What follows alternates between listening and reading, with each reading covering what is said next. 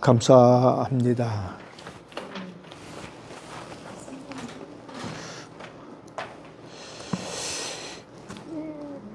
이 책이 기독교 난제라는 책이에요.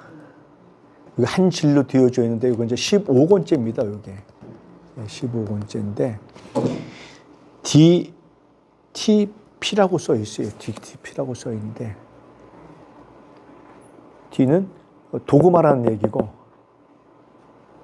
T는 티칭이라는 얘기고 P는 설교, 프레칭이라는 그러한 이야기예요. 근데 이제 여기에 보면 우리가 이제 궁금해하는 거, 해석하기 힘든 거 이런 것들이 기록이 되어져 있어요. 한 질로 된 거예요. 그래서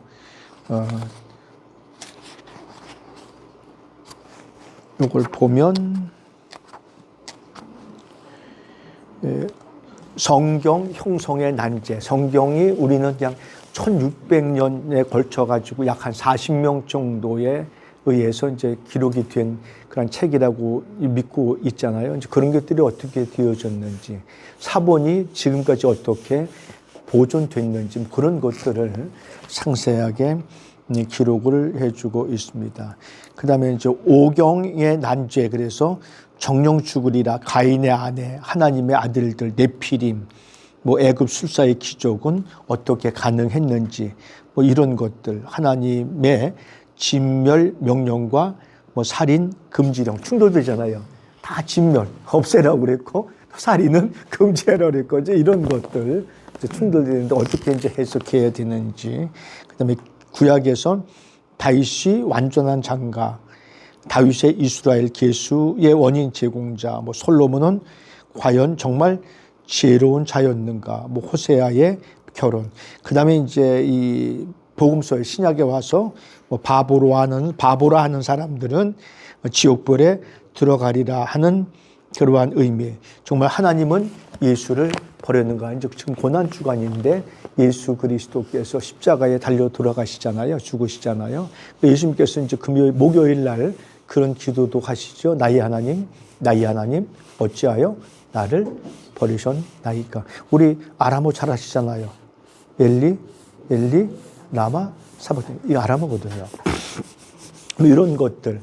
그래서 하나님은 진짜 예수를 버리셨는가라고 하는 뭐 그러한 난제, 어려움들. 그 다음에 짐승의 표라든지 적 그리스도라든지 아마겟돈 전쟁.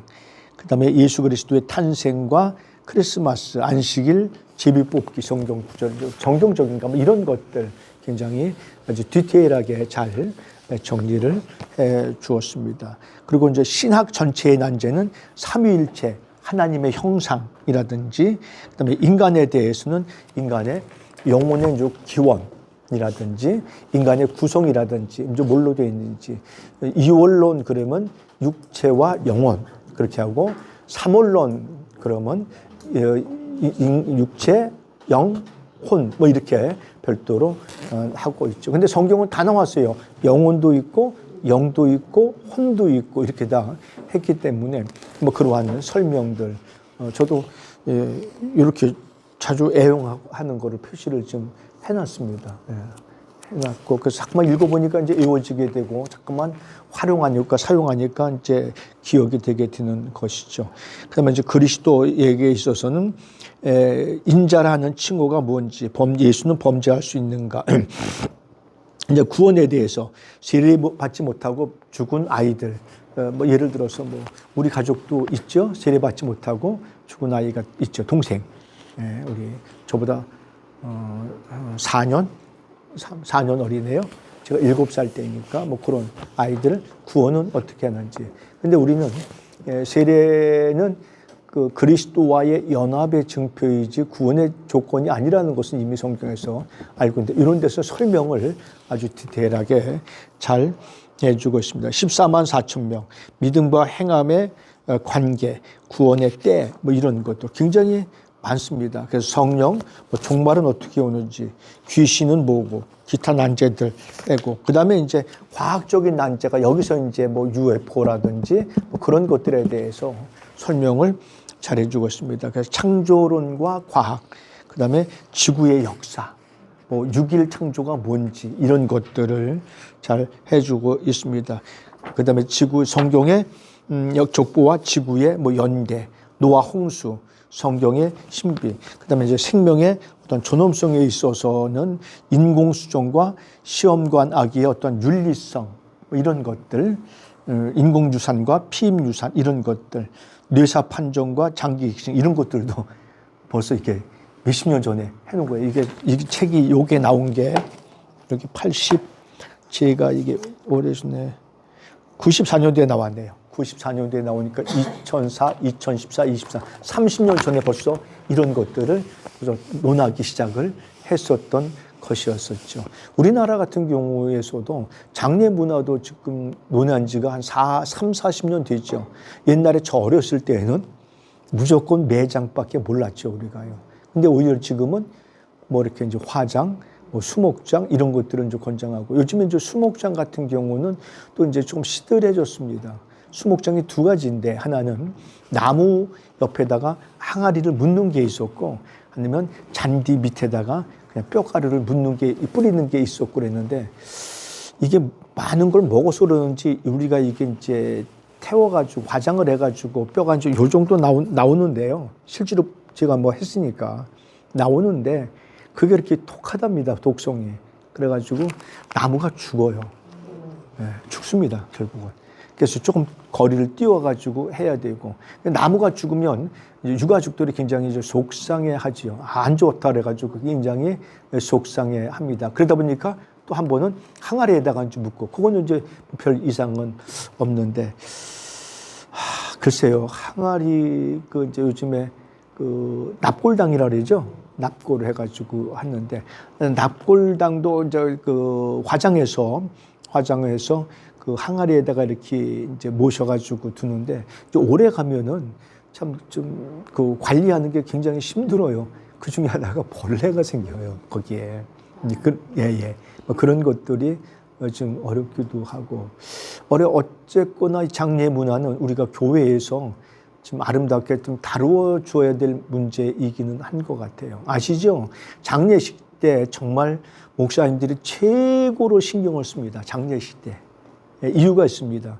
장례식 때는 목사님들이 제일 신경 쓰는 이유 중에 하나가 불특정 다수의 모든 사람들이 온단 말이죠. 거기에. 그러다 보니까 전도하기 참 좋은 그러한 계기가 되기도 하고 또 그걸 통해서 목사님이 우리 가정을 이렇게 사랑해 주고 계시구나라고 하는 그리고 이제 목사님이 그 이제 어머님, 아버님, 할머니, 뭐 할아버지 아니면 뭐 남편이 될 수도 있고 아내가 될 수도 있고 그렇습니다만서도 그거에 대해서 목사님이 꺼림칙하지 않게 잘 처리해 주실 때 이때 이제 그 이제 정감을 느끼게 하지요.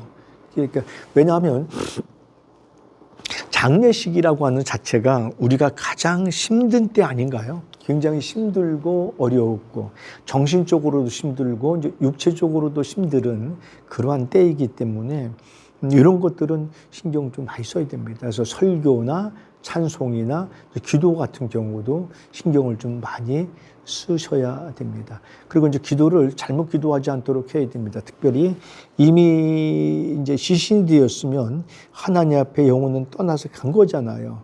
시신이 뭐예요? 영혼이 떠난 상태란 말이에요.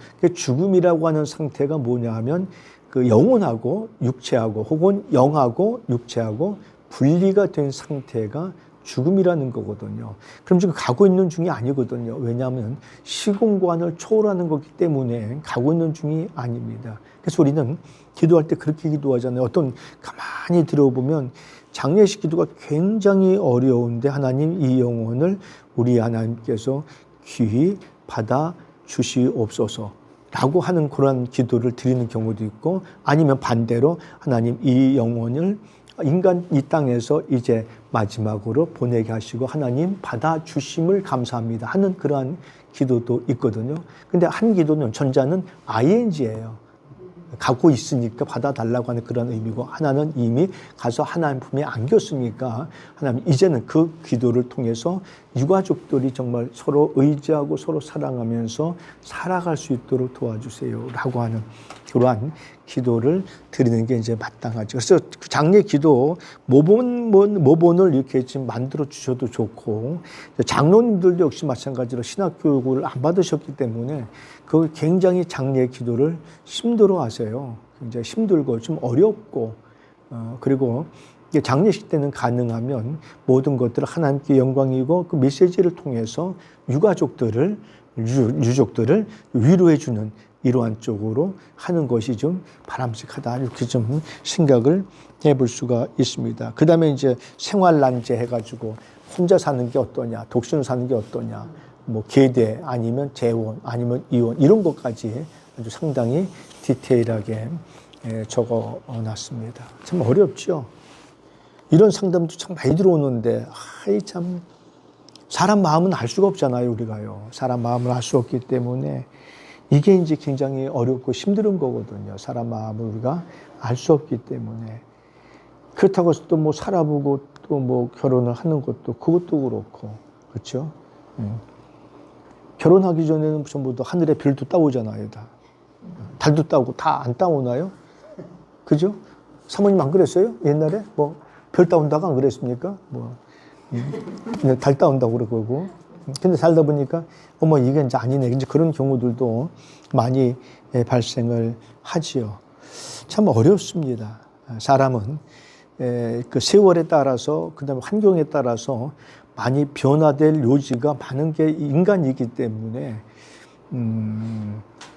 아무리 그 선하고 아무리 좋은 그런 사람이라고 할지라도 그런 것들을 극복하지 못하면 역시 마찬가지로 상대방의 생각하는 방향으로 살아가지 못하는 경우가 굉장히 많다는 거거든요. 그렇잖아요. 물론 우리가 믿음이 있어서 그런 환경을 극복해내는 사람도 있죠. 그래서 이제 믿음이 중요한 거예요. 믿음이 소중한 거고, 믿음이 있으면 그 어려운 환경이라도 극복해낼 수 있는 여지가 충분히 있죠. 왜냐하면 하나님께서 주시기 때문에 그러거든요. 그러니까 우리가 지금까지 경험해 보니까 하나님이 도우시지 않으면 아무것도 안 된다는 것들을 우리가 이제 스스로 느끼고 깨닫게 되어지는데요. 그래서 믿음이 철저하게 우리에게 요청되어지고 있는 겁니다. 그 가운데 신학은 더더욱 그렇습니다. 제 주변에서도, 심지어 성직자들 중에서도 이렇게 그 가정 때문에 굉장히 어려워하는 분도 계시고, 또 반대로 목회 못하는 분도 계세요. 철저하게 반대하시는 분이 계세요. 참 어렵죠. 힘들이 좀 어렵습니다. 근데 이제 어떻게 보면 그 목회자로서의 그 사명을 받은 사람은 이제 그분이 남성이건 그분이 여성이건 관계는 없잖아요. 근데 남성일 같은 경우에는 이제 아내잖아요. 사모님을 맞이하고, 이제 여성 같은 경우는 남편을 이제 맞이하잖아요. 맞이하고 했었을 때 어떻게 보면 어렸을 때부터 그런 사명에 대한, 하나님의 부르심에 대한 사명을 나는 갖추고 했겠다라고 해서 그 분들이 같이 잘 만나가지고 이렇게 결혼까지 하면은 너무 좋은데, 어떻게 자칫 잘못이 아니라 거의 한 사람이 그냥 사명을 받고 한 사람은 사명 받지 않은, 난 평신도로 예수를 잘 믿겠다라고 해서 마치 술라밋 여인이 솔로몬 왕을 만나가지고 왕비가 되는 것처럼 뭐 그런 경우들이 굉장히 허다하고 많죠. 그러다 보니까 이제 티격태격 이제 뭐 언쟁이 생기고, 언쟁이 높아지다 보니까 그게 이제 반복되고 높아지고 계속 지속되다 보니까 그런 결과가 있게 되어지죠. 근데 이제 그런 것들을 목사님이 이제 극복하는 경우가 많기는 한데, 평신도들이 이제 그런 문제를 가지고 왔었을 때 상담 참 어렵습니다. 그래서 좀 팁을 드리면, 너무 깊이 있는 상담은 내 교회 성도들하고는 피하는 게 좋습니다. 그러니까 결정적인 거, 뭐 이런 상담, 그렇죠? 뭐 재혼할까요? 이혼할까요? 이런 상담은 차라리 조금 상담센터나 상담을 하시는 분들에게 보내가지고 대답을 얻는 게 좋아요. 물론 목사님은 답을 가지고는 있지요. 근데 그런 것들을 내가 하지 말라고 하는 것 중에 하나가 왜 그런가 하면, 내가 하면은 이제 어떻게 자칫 잘못하면 그 의도하지 않게 그 치부가 드러날 수 있잖아요. 이제 말하지 않아도 목사님께 알려드리지 않아도 될 그 아픈 부분이 드러날 수 있잖아요. 그런 경우에는 좀 심각하죠. 뭐 심각하다고 하는 것은 다른 건 아니고 그 목사님을 통해서 그 교회에서 은혜 생활을 뭐 좀 정상적으로 못한다 그러는 것보다는 쉽지 않은 그런 결과가 초래할 수 있죠. 그럼 결국은 이제 어떻게 하겠어요? 목사님 보기도 미안스럽고 하니까 이제 교회를 옮기게 되는 이러한 경우가 굉장히 많아요. 실질적으로 저도 그러한 경험이 있었고요. 예, 실질적으로. 그래서 뭐 자녀들이 오랜 동안 가출을 했는데 찾아주니까 뭐 그런 것들이 이제 수치스러우니까 뭐 야반에 이제 이렇게 피해든지 뭐 그런 것들이 뭐 굉장히 괜찮아요. 예. 그런 것들이 굉장히 많습니다. 이런 것들을 어떻게 이제 처리를 할 것이냐라고 하는 그러한 그 상담에 대해서는 걸 말씀했습니다. 그다음에 이제 현대 속의 문화 속에서는 이제 음주와 흡변, 음악 감상과 춤, 포스트 모던 문화 뭐 이런 것들 참 쉽지 않지요.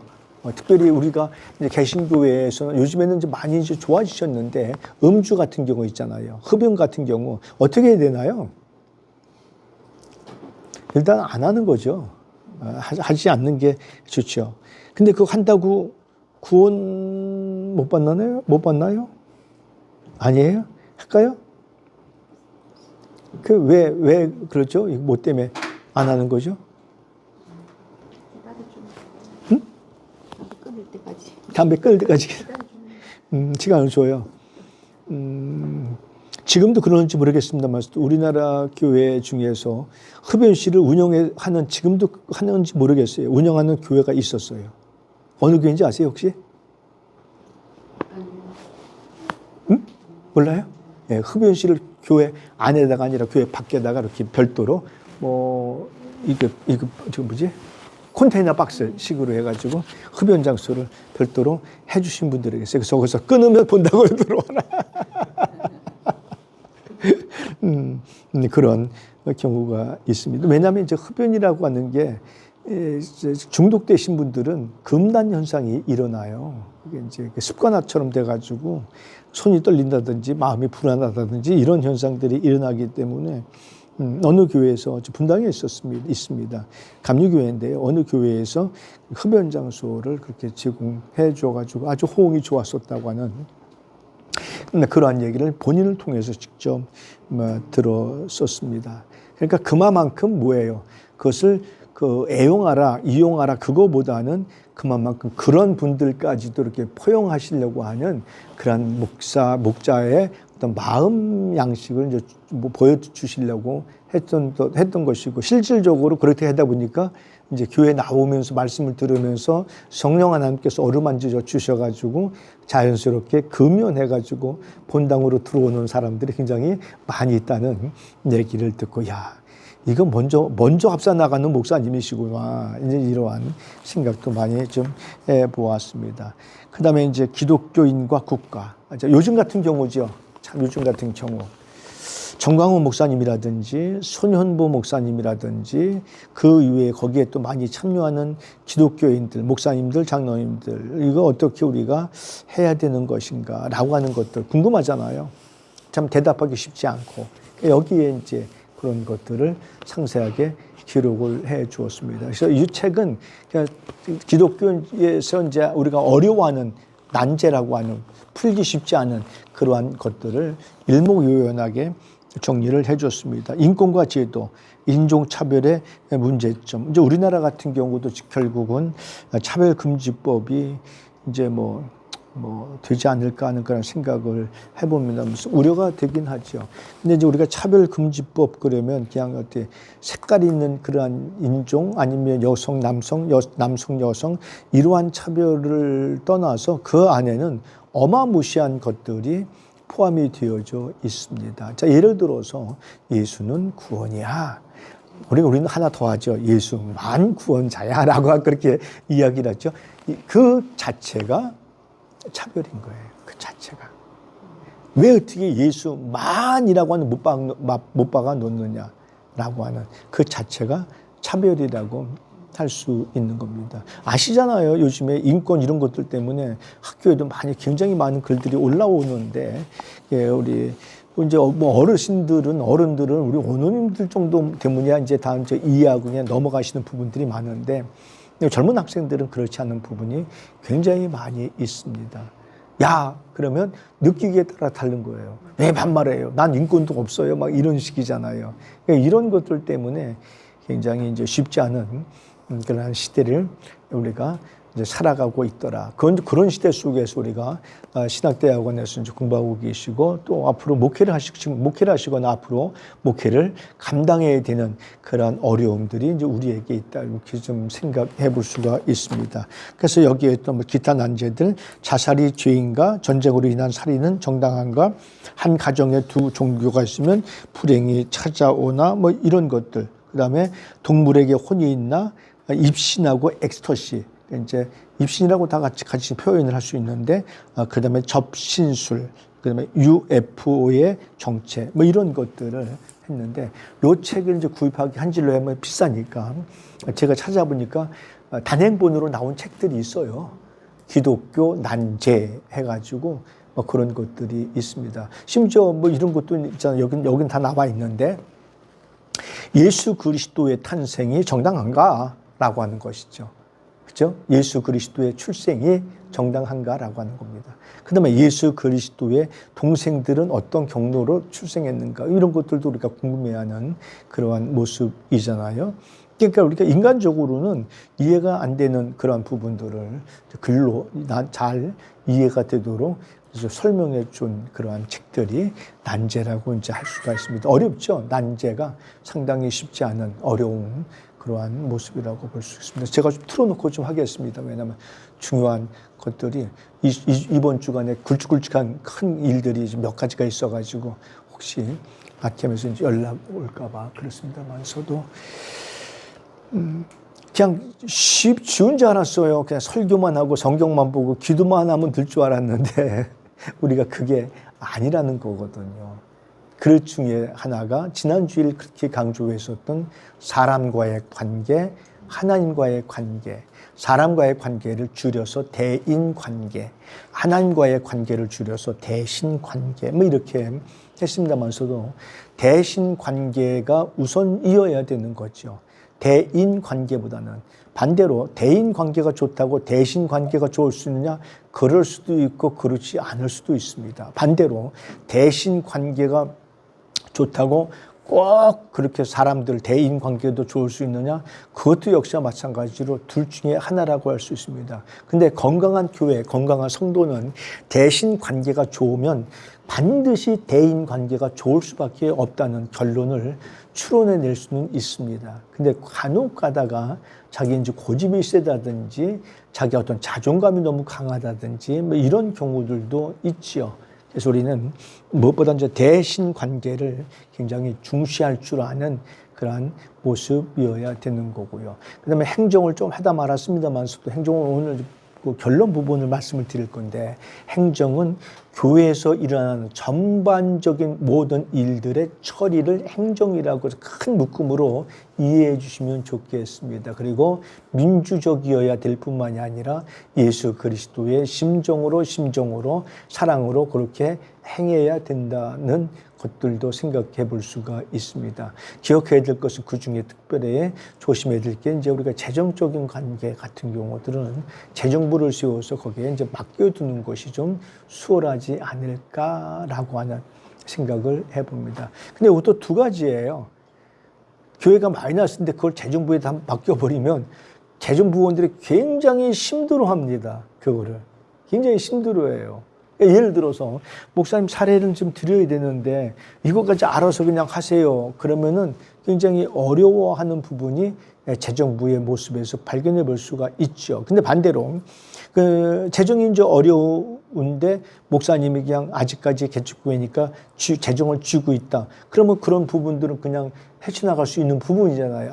뭐 우리 교회가 재정이 부족하니까 연약하니까 그냥 이런 건 내가 참고 견디고 좀 덜 쓰고 덜 먹으면 되지. 그렇게 하는데 일단 재정부에 맡기면 매월 첫째 주에는 이렇게 이제 목사님에게 사례를 드려야 된다고 하는 어떤 강압이 있을 수 있는 거죠. 압박감이 느껴질 수 있다는 것이죠. 이런 것들은 좀 지혜롭게 해 주셨으면 좋겠고, 대부분 우리 목사님들의 사례는 매월 첫 번째 주일 때 이제 보통 사례를 올려드리는 게 맞지요. 사례를 올려드리는 게 맞습니다. 그리고 요즘에는 성미하는 교회가 많지는 않은데요. 성미하는 경우들도 교인 성도들은 성미부장이라든지 성미부를 교육을 좀 잘 시켜줘야 됩니다. 그래서 뭐 이런 것들은 이제 뭐 부흥회라든지 이제 그것을 실행하는 그러한 부서 권사님들에게 뭐 드려야 될 말씀입니다만서도 지금은 우리나라가 다 이제 양곡들을 통해서 이제 뭐 식생활을 하니까 성미도 좋은 성미가 나오지만 저 어렸을 때 성미는 어땠죠? 완전히 짬뽕이야, 짬뽕. 그냥 보리밥도 있고 쌀밥도 있고 콩도 있고 막 짬뽕인 거예요, 짬뽕. 먼저 그럴 경우는 어떻게 해야 될까요? 담임 교역자, 전수사님이나 혹은 강수사님, 목사님을 섬기는 입장에서 성미부에서 그걸 어떻게 쓰는지 자기들이 처리를 해주고 성미부에서는 별도로 쌀을 구입해가지고 섬기는 이러한 모습이 굉장히 참 좋지요. 근데 이제 반면에 전화해가지고 목사님 이거 성미 다 준비해놨으니까 교회 와서 가져가세요. 이러는 분들도 있고 본인들이 가지고 오는 경우도 있고 뭐 그렇습니다만서도 대부분 그렇잖아요. 교회라는 게 야단을 맞더라도 꼭 야단 맞을 사람이 나와서 야단을 맞아야 되는데 야단 맞지 않아도 되는 사람들이 나왔을 때 야단을 맞게 되니까 이제 이게 이제 불합리한 경우들도 있는데 이런 것들은 신앙 교육을 통해서 우리가 잘 섬기는 모습을 배워줘야 될 필요가 있습니다. 그래서 신앙은 배워야 되는 거고 신앙은 가르치면서 우리가 점점 성숙해져 간다. 이렇게 좀 이해를 해 주시면 좋겠습니다. 이런 것들이 목회 신학의 전반적인 부분이라고 말씀드릴 수가 있습니다. 자, 이제 그런 의미 가운데 훌륭한 행정인은 사람을 뭐 하는 사람이냐면 사랑하는 사람이라는 거죠. 사람을 기계로 보거나 자신의 종으로 봐서는 안 된다라고 하는 사실인 겁니다. 그러니까 우리도 똑같은 거죠. 내가 피곤하면 다른 사람들도 피곤하고 내가 싫으면 다른 사람들도 부담스럽고 싫은 거거든요. 그래서 사람을 사랑하는 건데 그럼 이 사랑을 어떻게 해야 되냐면 주님께서 우리를 사랑하신 것처럼 그러한 사랑으로 우리가 사람을 사랑해 줄 알아야 되는 겁니다. 그래서 이해의 폭을 좀 넓혀 주셔야 돼요. 이해의 폭을. 그러면 목사님들은 잣대가 굉장히 수준이 높으시잖아요. 무슨 수준이 높아요? 자기 수준에서 사람을 우리는 결국은 누구를 내 수준에서 보잖아요. 그죠? 결국. 그래가지고 우리가 짜증나는 거거든요. 서로 마음이 불편한 거거든요. 그러면 그 상대방의 그 수준에서 사람을 살펴볼 수 있어야 되고 대할 줄 알아야 되는 것이 이게 이제 바람직하단 말이죠. 그럴 때 나도 좋고 상대방도 기분이 굉장히 좋을 수 있는 것이죠. 근데 대부분 우리는 웬만해가지고는 상대방의 입장에 서서 그것을 해결하려고 하지 아니하고 내 입장으로 그 사람을 이해하려고 하다 보니까 이해의 폭이 굉장히 협소해지고 굉장히 좁아지는 거란 말이에요. 그래서 우리는 이해의 폭을 좀 넓혀줄 필요가 있는 거예요. 그렇잖아요. 그러니까 상대방의 입장에서 생각을 하는 거예요. 그러니까 우리는 이렇게 입장을 바꿔놓고 역지사지라고 하나요? 입장을 바꿔놓고 우리가 사람을 사랑할 줄 아는, 사랑할 수 있는 그러한 모습이 우리에게 무엇보다 필요합니다. 그 다음에 적재적소에 사람을 잘 배치하는 사람이죠. 그러니까 뭐가 필요하죠? 그래서 사람을 알아야 되는 거예요. 그래서 뭐 우리 홍성인 교수님을 통해서 지난 주일이네 한 주간이 그렇게 쉽게 지나갔네요. 이렇게 MBTI 성격 유형 우리들도 한번 생각해보고 검사 한번 해보시고 또 사람을 다 한번 판단하고 판단보다는 그 사람을 이해하기 위해서 혹은 일을 적재적소에 부서를 맡겨주기 위해서라도 사람과 몇 마디 대화해보고 아니면 그 사람의 이야기를 들어보면서 우리들이 그 사람을 잘 활용할 줄 아는 모습이 필요하지요. 무엇보다 요즘에는 이제 평신도를 은사를 개발해가지고 평신도들이 은사가 개발되어져서 그들로 하여금 그 은사를 활용할 수 있도록 해주는 그런 모습이 필요한 것이죠. 은사요, 하나님께서 우리들에게 무엇인가를 할 수 있는 능력을 주신 에너지 혹은 힘, 이걸 보통 은사라고 말하죠. 그래서 뭐 사랑의 은사라든지 병 고치는 은사라든지 섬기는 은사라든지 은사장이라고 하는 고린도전서 12장을 좀 보시면서 은사에 대해서 좀 연구를 좀 많이 해 주시고요. 거기에 요소 적재적소에 사람을 배치하는 그런 능력은 결국은 이제 목사님들에게 있을 수밖에 없는 거죠. 예. 그러니까 저 같은 경우는 지금 제가 주일학교를 맡은다면 안 맞아요. 안 맞아. 주일학교를 제가 맡는다면. 그럼 주일학교는 누가 해야 될까? 그러니까 어린아이와 같은 마음을 공유할 줄 아는 그런 사람. 그리고 조금 좀 젊은이들. 뭐 이런 사람들을. 그래서 우리는 교육 전도사님을 쓰시고 교육 신방 여 전도사님을 쓰시고 하는 이유가 그래서 그런 겁니다. 아마 신방부소에는 대부분 여 전도사님이시지 남자 전도사님이나 남자 목사님을 신방부소에 쓰지는 않으실걸요. 아마 대부분. 이유가 있죠. 왜 그러시겠어요? 대한민국의 교회가 대부분 60% 내지 70% 구성원들의 그 구성이 여성이기 때문에 이제 그럴 수 있는 것이죠. 상당히 신방이 중요하긴 하지만서도 그 신방을 갈 때 좀 서먹서먹하지 않도록 해줘야 되기 때문에 그래서 이제 여성 전도사님들을 우리가 활용을 하는 거죠. 그리고 이제 외부에서 오는 것보다는 제 생각인데 제 경험에서 보니까 그냥 그 교회 내에서 이렇게 좀 신앙의 수심이 좋고 하신 분들을 또 이렇게 좀 신학 공부 좀 시켜가지고 신방 전도사를 활용하면 참 좋을 것 같아요. 부교육자 때 보니까 그렇게 사용하시더라고요. 장로님, 만화님이셨는데 그분이 옛날에 신학을 좀 했었대요. 그럼 당신 장로님 돌아가시니까 당신 그럼 전도사 좀 해 주시오 하니까 교회 성도들의 면면을 다 알고 구석구석 다 아니까 그래서 신방 전도사 역할을 하는 것을 아주 굉장히 잘하는 것을 볼 수가 있었거든요. 근데 바로 우리가 사람이 많건 적건 중요한 것은 저렇게 적재적소에 이제 이렇게 사람을 분산 배치할 줄 아는 그런 능력이 우리에게 필요하다는 겁니다. 그러면 이제 시간이라고 하는 것을 효과 있게 이용할 줄 아는 그런 사람이어야 되는 것이죠. 시간을 이용하는 습관을 키워야 됩니다. 우리가 시간이라고 하는 것, 시간을 어떻게 활용할까라고 하는 것이죠. 뭐 시간 이용, 활용이라고 생각해 볼 수 있습니다만서도 시간을 남는 시간, 자투리 시간, 그 다음에 내가 설교 시간 이런 것들을 내가 어떻게 잘 활용을 해야 되느냐라고 하는 것은 우리들에게 주어진 과제일 수밖에 없습니다. 역시 마찬가지로 짜투리 시간을 잘 활용하는 사람들이 학문의 깊이와 넓이를 연구할 수 있다든지 기도하는 시간을 만들 수 있다든지 뭐 그렇게 해 나아갈 수 있겠죠. 역시 마찬가지로 그래서 시간을 잘 활용하기 위해서는 이러한 일들 잘 생각을 해보셔서 이제 이렇게 13가지 늘 기억하면서 시간을 활용하면 상당히 좀 결과가 더 좋은 결과가 결과를 얻을 수 있지 않을까. 그래서 목회자는 철저한 계획을 세우고 어떤 일이 있다 할지라도 철저한 계획에 수립하고 그 세운 계획을 계획대로 해 나아가려 하는 그러한 모습이 목회자들에게는 정말 무엇보다 중요하다라고 하는 것들. 그 다음에 이제 전도 교육하고 이제 전도라고 할 수 있습니다. 교육하고 전도라고 할 수 있는데 그러면 이제 우리가 내가 뭐 이론적으로 뭐 세계 지식적으로 이성적으로 뭐 교육적으로 할 것이 아니라 예수님께서는 전도를 어떻게 하셨느냐라고 하는 것들을 우리가 이제 많이 볼 수가 있겠죠. 예수님께서는 전도 많이 하셨죠? 전도 참 대가예요. 근데 전도하시는 모습이 뭐죠?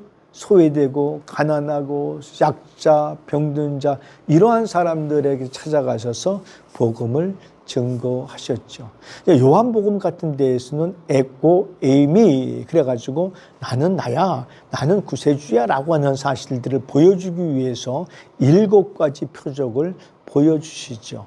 나타내셨죠. 그래서 그것이 가나 혼인잔치부터 시작해가지고 요한복음 11장에 보면 나사로의 무덤에서 나사로를 크게 부르심으로 말미암아 나사로가 어떻게 나왔을까요?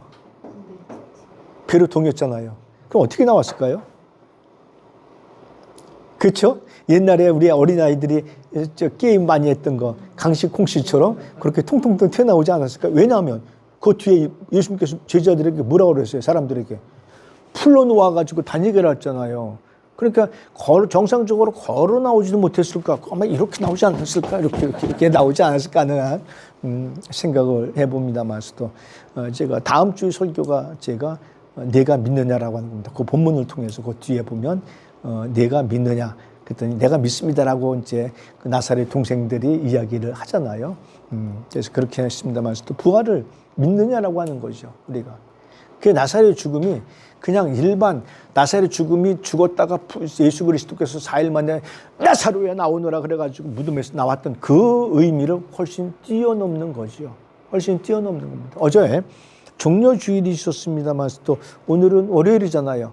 월요일 뭐 하셨죠? 성전 청화하셨죠? 성전에 들어가셔서 성전을 청화하시죠. 스가랴 9장 9절을 성취하셨던 그러한 날이 어제였었습니다. 예수 그리스도께서 탄생하시기 약 한 700년 전에 활동했었던 그러한 선지자가 스가랴 선지자였었는데 700년 전의 것을 미리 예언을 하셨죠. 그리고 신약 성경은 참 재미있는 게 보면 구약 성경을 이렇게 따와가지고 이는 구약에 누가 말한 것을 이루려 하심이니라 이렇게 말씀을 해주고 있습니다. 다시 말하면 왁구가 맞아 돌아간다는 거예요. 수백 년이 수천 년이 지나갔어도 그 왁구가 맞아 돌아간다는 것을 말씀해주고 있습니다. 왁구라고 그러죠. 그러한 틀이 계획해 놓은 경륜 내지는 그것을 하나님의 섭리 가운데 이루어지시더라라고 하는 것을 보여주기 위한 겁니다. 그래서 우리는 과거와 현재와 미래 속에 살아가고 있잖아요. 과거에 도우셨던 에베네셀의 하나님이 현재를 도우시는 하나님이시죠. 임마누엘의 하나님으로 도와주시고 미래의 세계 속에서 우리가 여호와 이레의 하나님으로 우리를 도와주실 것을 믿고 있잖아요. 그러니까 우리는 과거가 없는 현재는 있을 수 없는 것이고 현재가 없는 내일은 있을 수 없는 거예요. 그 흐름 속에서 살아가는 것뿐인 거예요. 지금 계속해서 시간이 흘러가면서 우리는 과거의 시간으로 흘러가잖아요. 1분 지나가는 게 계속 과거로 된 거야. 계속해서 이제 과거의 시간으로 흘러가고 있는 그 시간 속에서 살아가고 있는 겁니다. 그러니까 지금까지 하나님께서 인도하시고 도우셨던 그 하나님은 내 미래 시간 속에서도 하나님이 함께 하시고 인도하실 것이다 라고 하는 것들을 믿으면서 살아가는 믿음으로 살아가잖아요. 이게 믿음이거든요. 그러니까 우리는 과거에 함께 하셨던 하나님, 현재도 함께 하시는 하나님, 그리고 내일에도 함께 하실 하나님이라고 하는 그러한 믿음 속에서 살아가게 되어지는 것을 볼 수가 있습니다. 물론 이 금주간이 이제 이렇게 고난주간인데 오늘하고 이제 내일하고 이제 모레하고 오늘, 내일, 모레가 수요일이고 글피가 목요일이죠. 그런 청마찬을 기점으로 이제 가룟 유다가 사인을 보내서 로마 군인들에 의해서 붙잡히시게 되고 우리나라 시간으로 9시죠. 제 3시인가요? 3시, 유대 시간으로 3시에 십자가에 못 박히시고 제 9시에 숨을 거두게 되시는 거가 이제 그 금요일 날 실행하시게 되어집니다. 그래서 이 모든 것들이 하나님께서 창조하시고 타락한 인간들을 어떻게 구원해 가시는지 그 구원의 여정을 잘 구체적으로 하나님의 말씀 속에서 설명해 주고 있죠. 그런 가운데 성육시하신 예수 그리스도께서 복음이 되시고 복음 전도의 모형이 되셨던 거였습니다. 그래서 마태복음 4장에 보면 우리는 대략 세 가지를 뽑죠. 예수 그리스도께서 행하시는 것 세 가지. 복음을 전도하시고 선교죠. 그 다음에 뭐 하시죠? 이곳저곳 다니시면서 교육 회복을 하시는 것이죠. 그리고 또 이곳저곳 다니시면서 뭐 또 하시죠? 예. 그런데 힐링이나 치료, 예, 치료, 힐링해 주시죠. 예. 고쳐주시는 그러한 역할을 이제 마태복음 4장에서 세분화시키고 있습니다. 그래서 공관복음, 마태, 마가, 누가복음, 그리고 이제 사복음서, 요한복음까지 보면 예수 그리스도께서는 기도하는 시간이 너무 없어서 한적한 곳에 기도하시러 가시는 그러한 분이셨고요. 예수님 친히 말씀하시기를 인자는 머리 들 곳도 없었다라고 이제 그렇게 표현해 주고 있습니다만서도 얼마나 많이 분주하시고 바쁘셨을까라고 볼 수 있는데 우리가 예수님만큼 전도를 한다면 정말 감사하고 하나님께 영광 돌리는 하나님께서 기뻐하시는 우리가 되지 않을까 하는 생각도 해볼 수가 있죠. 예수님이 가는 곳마다 말씀을 증거하셨죠. 무리가 있으면 무조건 증거하셨고 무리가 따라오면 무조건 서서 말씀을 증거하셨습니다. 그것이 공관복음에서 말씀해 주고 있는 하나님의 나라에 대한 설교라고 할 수 있죠. 설교. 그 말씀을 약 한 30여 회, 30차례 정도 복음 증거하는 설교를 해 주셨습니다. 그리고 이제 혼자 또 이제 어려우시니까 제자들을 택하셨죠. 12 제자를 택하셨고 그 제자들 이외에 일반 제자들도 굉장히 많이 있습니다. 예를 들어서 나사로라든지 마리아라든지 뭐 마르다라든지 이러한 사람 다 제자라고 할 수가 있습니다. 단지 12명의 제자들을 우리는 사도라고 그렇게 하죠. 이제 아포스텔로스, 그래서 직접 부르심을 보내심을 받은 자 이렇게 해석을 하죠. 사도라는 의미는. 근데 오늘날도 사도라고 하는 그러한 용어를 종종 사용하는 사람들이 있는데 지금은 사도 시대가 아닙니다. 끝났습니다.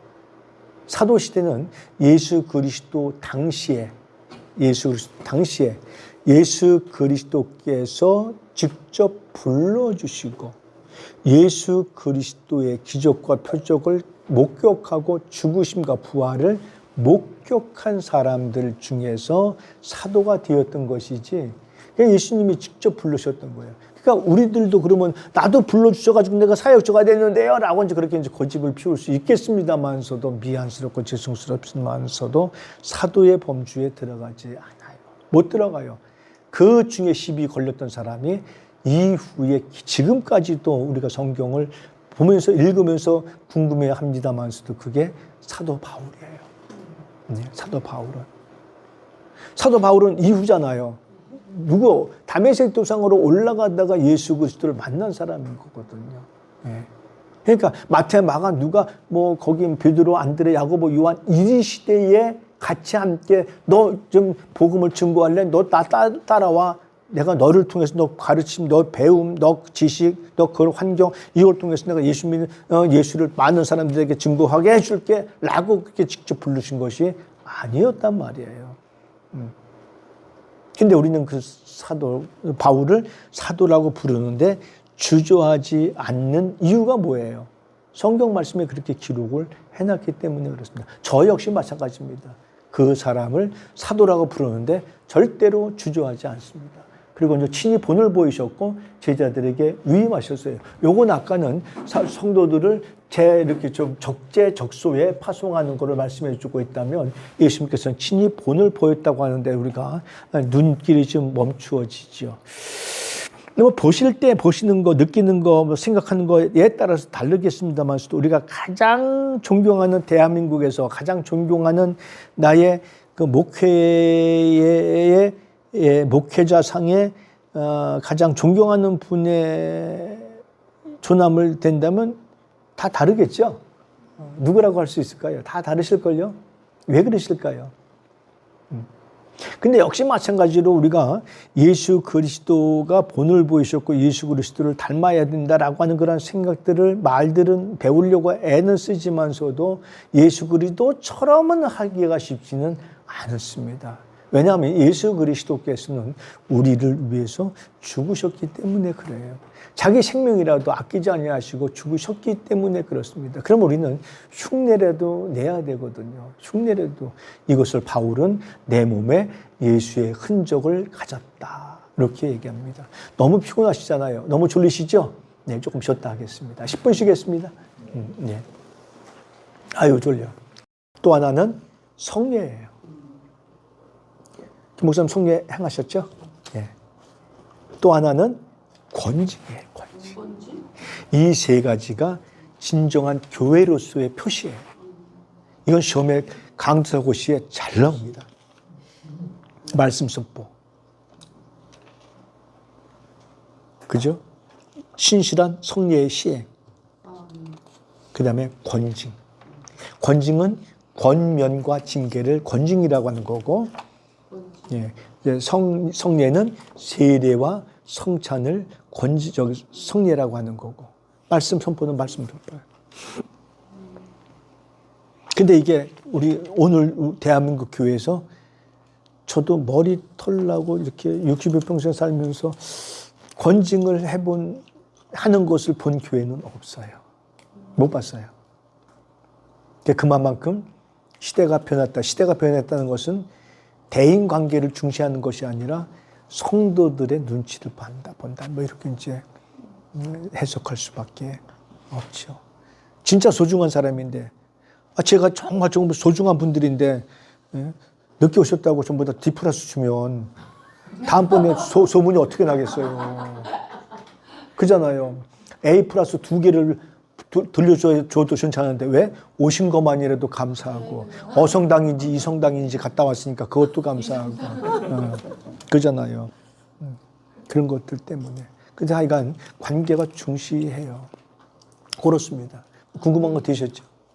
우리가 하다 보면요, 궁금한 게 정말 많습니다. 그래서 저 같은 경우는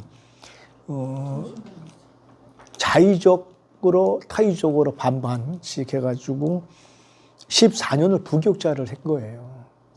그러다 보니까 교회 행정, 교회 정치, 이것을 모든 것들을 들어 섭렵한다 그러죠. 네. 전부 다 알게 된 거예요. 제가 없이도. 성례식, 손창식도 역시 마찬가지로. 그래서 그거 제가 정리해 놓은 게 있을 것 같은데, 있으면 다음번에 그 성례식 하는 거, 성찬식 하는 거 한번 제가 나누어 드리든지 보여드리도록 그렇게 하겠습니다. 그래서 그런 것들이 없으실 때에는 막무가내 참 막막하잖아요. 기독교 백화점에 가면 목회 예식서라는 게 있어요. 목회 예식서. 혹은 표준 예식서, 이렇게 똑같은데, 둘 중에 하나 나옵니다. 두 가지로 나와요. 하나는 합동 측에서는 예전에는 이제 표준 예식서 이렇게 됐었고, 요즘에는 그냥 목회 예식서로 나오는데, 거기 보면 그걸 다 적어줬어요.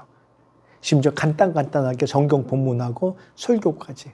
여기서는 어떻게 멘트를 해야 되고 하는 것까지. 결혼식, 회갑, 뭐 이런 거, 장례식, 세례식, 성찬식, 이런 것까지 다. 그 다음에 그래도 잘 안 되거든요. 그래도 안 되는 게 뭐냐면, 장례식 때 목사님은 어디에 서야 되는지, 이런 것들이 굉장히 어려워요. 유가족은 어떻게 세워야 되는지, 성도들은 어떻게 세워야 되는지, 줄은 어떻게 해야 되는지, 이런 것들이 굉장히 많은데 지금은 책이 없어요. 고인되셨기 때문에. 옛날에 한 40여 년 되신 것 같은데, 그 김창희 목사님이 쓰신 책이 하나 있어요. 예식과 설교라고 하는. 아시네? 네, 그 같은 교단 목사님이셨죠. 예. 이북에서 내려오신. 아버님이 가지고 계시. 그 책에는 보면은 이게 그려놓고 목사님이 어떻게 쓰고 성경 어떻게 들고 있고 유가족 어떻게 있고 그거 그림까지 그려놓은 게 있는데 이런 것들이 전부 다 이 시간에 하긴 해야 되는데 이 시간에 하긴 해야 되는데 그 책 잘 두세요. 그거 정말 잘 해놓으셨어요. 뭐 이런 것들. 근데 그런 책들이 없으면 뭐 해야 되죠? 벤치마킹을 할 수밖에 없는 거예요. 그래서 그런 데 가가지고 보고 이제 그대로 이제 배워올 수밖에 없죠. 근데 한 번, 두 번 보면 잘 배워질 수 있어요. 내가 급박하면, 아주 내가 절박하면 그 한 번만 봐도 배울 수 있기 때문에 이제 그렇게 해서 배울 수 있습니다. 예. 맞아요. 장례식 최근에 친할머니가 돌아가셔가지고 장례를 치렀는데 할머니만 그 크리스찬이셨어요. 삼촌들과 장할아버님들은 다 아니고, 그러니까 할머니 때문에 목사님이랑 오셔가지고 예배를 드리는데 그 크리스찬들은 와가지고 기도하시잖아요. 근데 이 꽃을 놔야 되냐 안 놔야 되냐에서부터 믿지 않은 그 삼촌들께 형제분들이 있으니까 향을 피우자고 노라는 사람과 치우자는 사람도 있고 아무튼 굉장히 복잡했는데 사실 제가 그래도 여기 다니는 거 아는데 많이 부끄러웠어요. 어떻게 딱 주도해서 하고 싶었는데 저조차도 그런 것들에 대해서 잘 모르니까 그렇죠. 어려운 그런 것들이 참 어려워요. 예. 네, 네. 우리 기독교 같은 경우는 향은 잘 안 피우죠. 거의 안 그렇죠. 피웁니다. 그럼 안 피우는 게 원리고 원칙이고 네, 당연히. 향을 피우는 게 왜 그렇죠? 두 가지인데. 귀신에 관계된 거 예? 아닌가요? 네? 누가 뭐라고 그러시는데? 향을 피우는 게. 다른 귀신에 관계되는 그런 거 아닐까요? 귀신? 네, 다른 영혼, 다른 다른 집 지금은 이제 전부 다 냄새. 아 시신 냄새? 예. 진짜? 지금은 전부 다 이제 그 장례식장이 있으니까 이제 면제가 없고 예전에는 저희 할아버지, 할머니, 아버지 같은 경우는 저기 그냥 그 방 뒤에다가 그냥 했잖아요. 그러니까 이제 그 냄새 때문에 그랬던 거고 그 다음에 또 하나의 의미는 향불을 타고 영혼이 올라간다라고 하는 그러한 의미를 가지고 있었기 때문에 향을 피웠었거든요. 그래서 그런 거 필요 없고 우리 같은 경우는 이제 나중에 제가 죽으면 십자가 그게 제일 좋은 것 같아요. 이제 신위라고 하잖아요. 누가 죽은 건 알아야 되니까. 그러니까 이제 위패라고 하는데 보통 십자가 해놓고 목사, 기종서 이렇게 하는 게 참 좋습니다. 네. 장로 누구, 집사 누구, 아니면 성도 누구 이렇게 하는 게 좋고 그다음에 이제 운구할 때에도 그걸 들고 나가고 그다음에 저 운구할 때는 여러분들이 오셔서 양쪽에서 4분씩 들고 가시면 좋습니다. 제가 몸무게 많이 나가니까 그다음에 내가 먼저 하면 계속 갈 거니까 낮에나 밤에나 주님 눈물 머금고 주여 제가 더 권사님보다 나이가 많잖아요. 그렇게 하는 거고 그래서 운구 같은 경우도 이제 그렇게 해 나가는 겁니다. 그래서 꽃은 교수님 원래 안 된다고 들었는데 꽃 의미가 뭐예요? 거기는 뭐 예. 안 된다. 요즘에는 이제 꽃도 헌화라고 그러잖아요. 그건 다 하나인데 그 왜 그럴까요? 언제부턴가 우리나라가 그 꽃 옛날에 그런 게 없었잖아요. 이제 그거를 하는데 그래서 그러한 예식을 우리가 정말 다시 한번 고민해보고 짚어볼. 이번에 책이 하나 새로 나왔어요. 합동 측에서 새로 나왔는데 모든 예식에 대해서 재구성해가지고 나왔습니다. 그 책을. 그래서 그런 문제까지 나왔어요. 그런 문제. 심지어 묘에 같이 성경을 넣어서 둘까 말을까 이런 것까지들 했는데 이제 꽃 같은 경우는 두 가지거든요. 자 예를 들어서 우리가 이제 결혼을 했잖아요. 이제 결혼하면 시댁에 안 믿는 사람일 수도 있거든요. 우리 진숙이 권사님 어때요? 거기 시댁이 몇 초부터 예수를 믿었는지 모르겠습니다만서도 예수를 안 믿었으면 걸리는 게 뭐냐면 때에 걸려. 그러니까 무슨 명절 때, 제사 때 굉장히 걸리거든요. 그러면 우리는 또 두 가지예요. 시아버지 나는 못 가요. 예수 믿기 때문에 안 가요. 그런 얘가 있고 저희 동생 아이가 참 신앙이 좋았어요. 지금은 뭐 세상 환경 뭐 이렇게 때문에 이제 거칠어졌는데 여자가 술 심부름을 안 했어요. 예. 술 심부름을 해야 돼요, 안 해야 돼요? 참 어려워. 어려워요. 근데 안 해야 돼. 술 심부름. 찝찝해요. 일단 그러면 안 해야 되는 거. 찝찝하지요. 찝찝하면 안 해야 돼. 그래, 찝찝하죠. 왜 찝찝해요? 뭔가 아까 말씀드렸는데 술과 담배가 뭐죠? 그게 당연히 술, 담배도 안 사오는 거예요.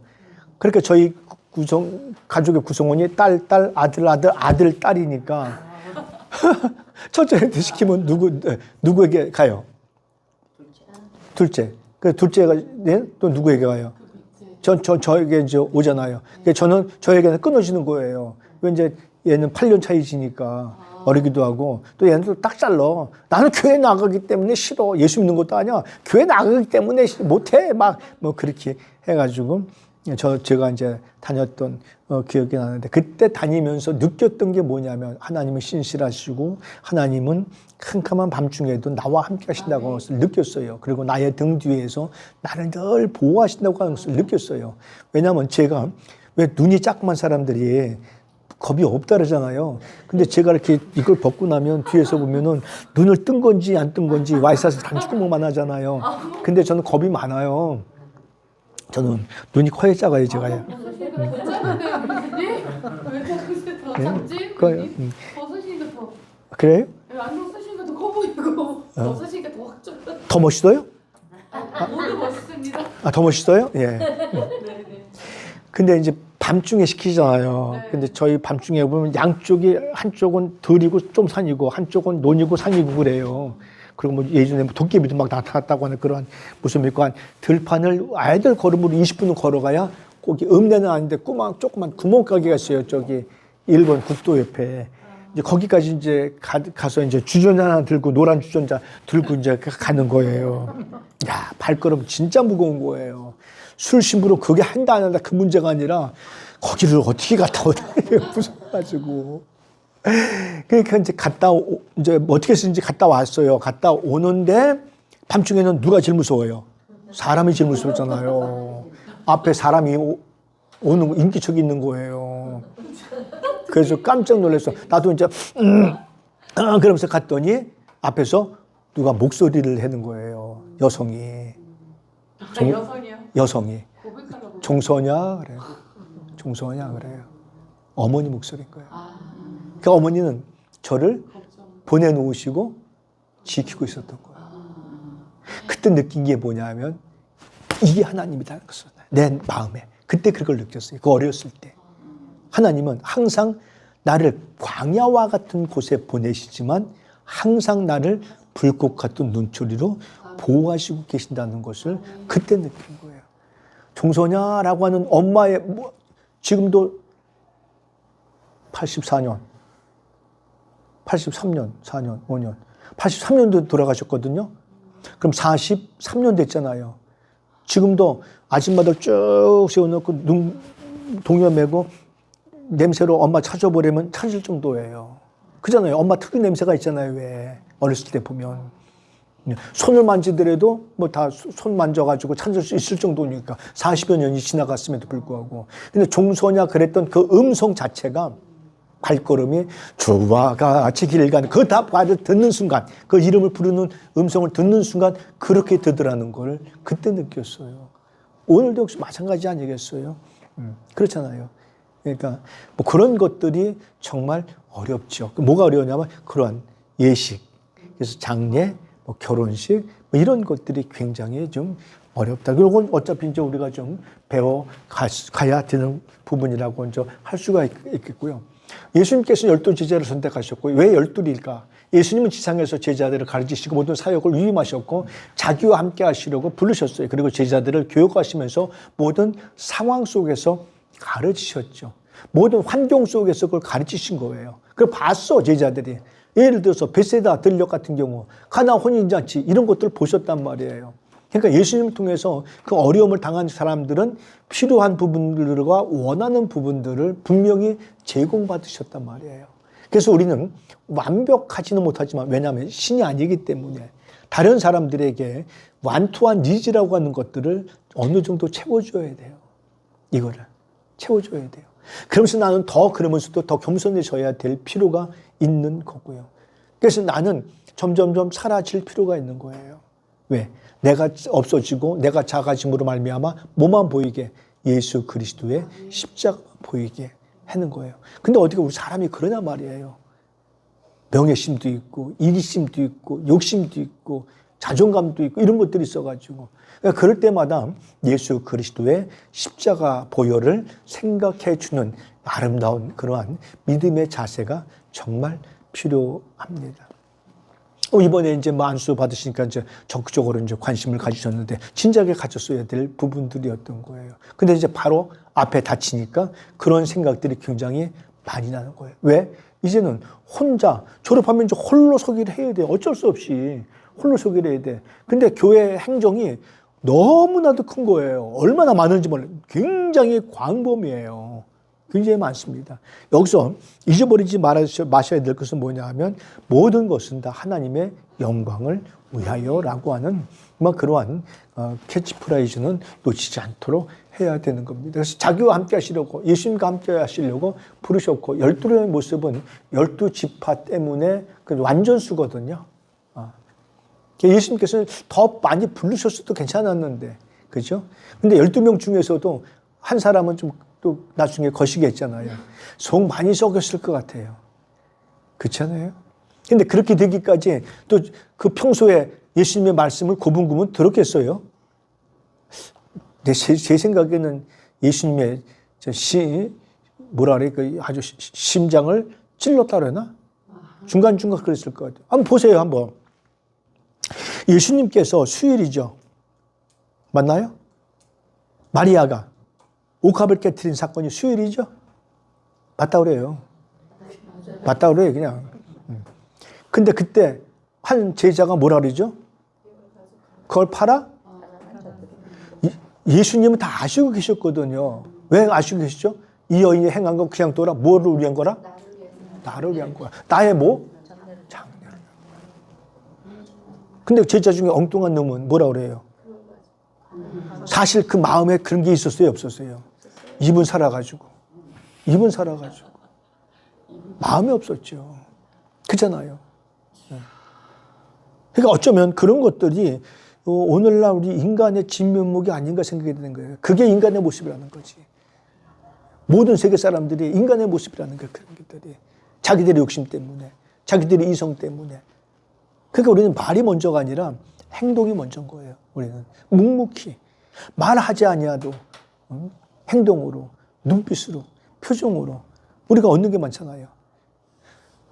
그래서 이제는 커뮤니케이션보다는 커뮤니티라고 하는 데가 더 소중한 거예요. 커뮤니케이션은 소통이잖아요. 커뮤니티는 뭐예요? 같이 하나의 어떤 공동체라고 하는.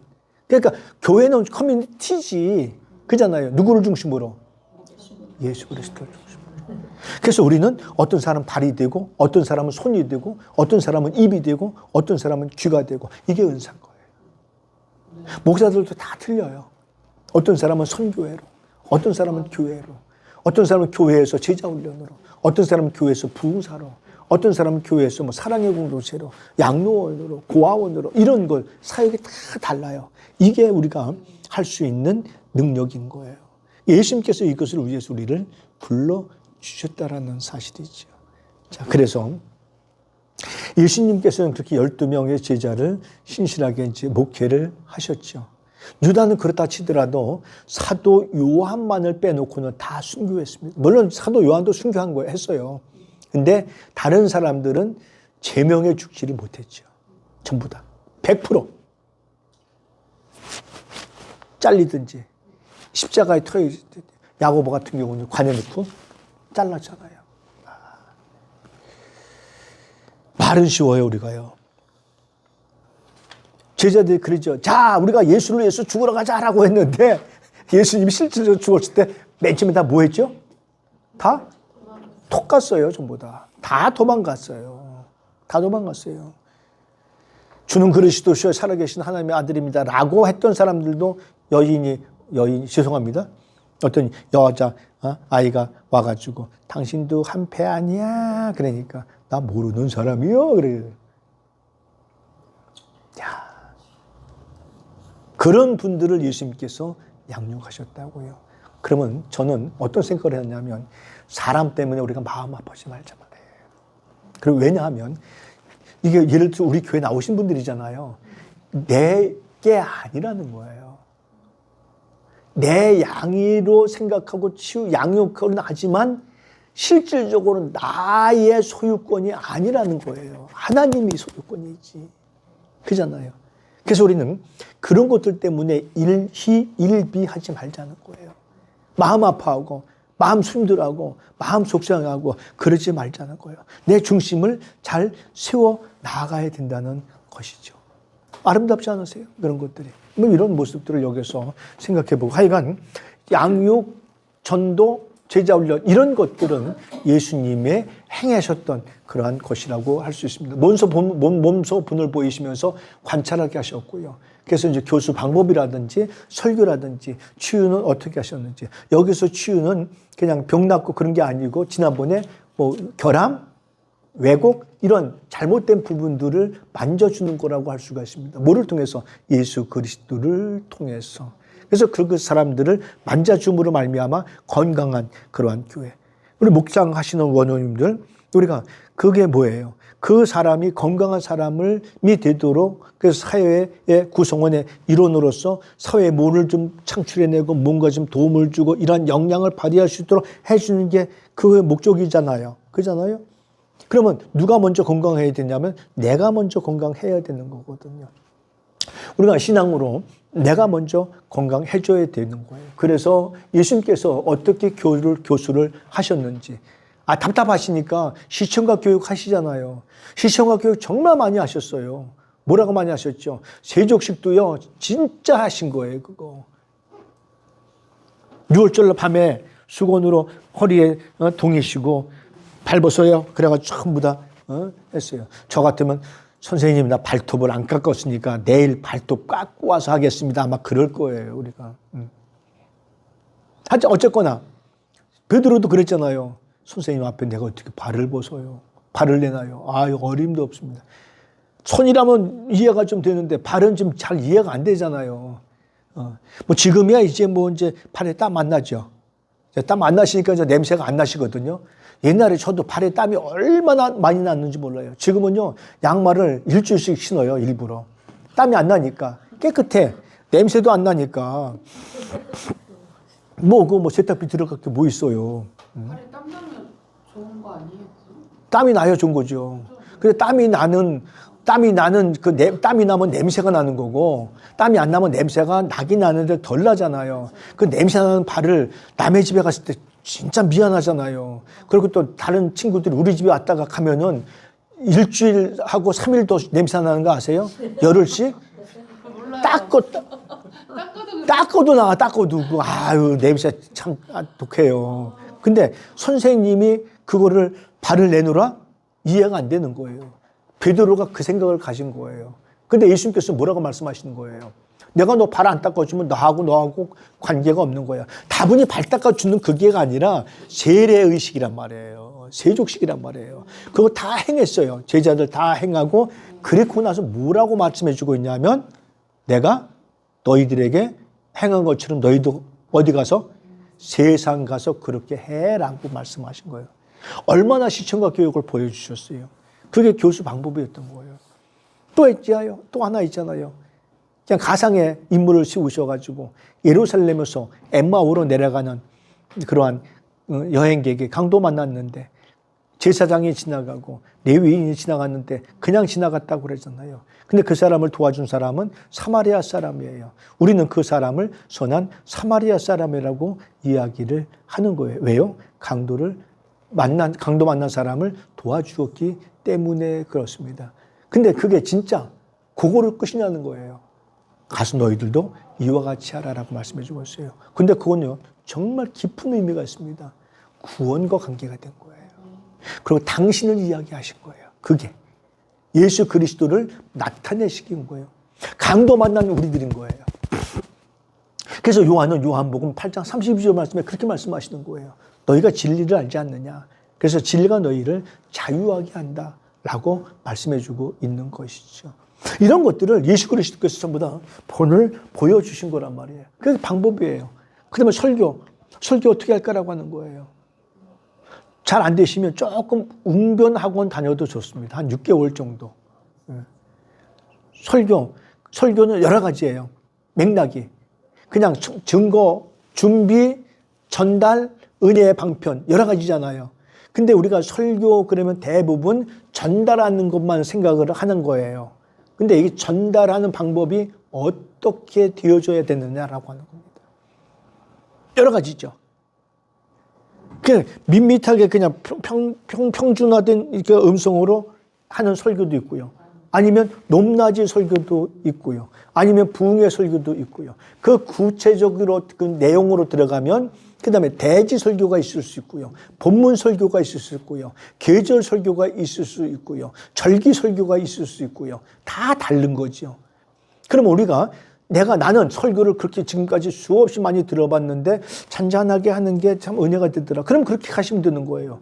근데 또 반대로 난 잔잔하게 하는 설교를 들으니까 이게 되더라.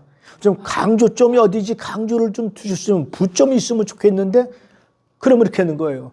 사랑하는 성도 여러분, 예수 그리스도께서 그래서 돌아가신 겁니다.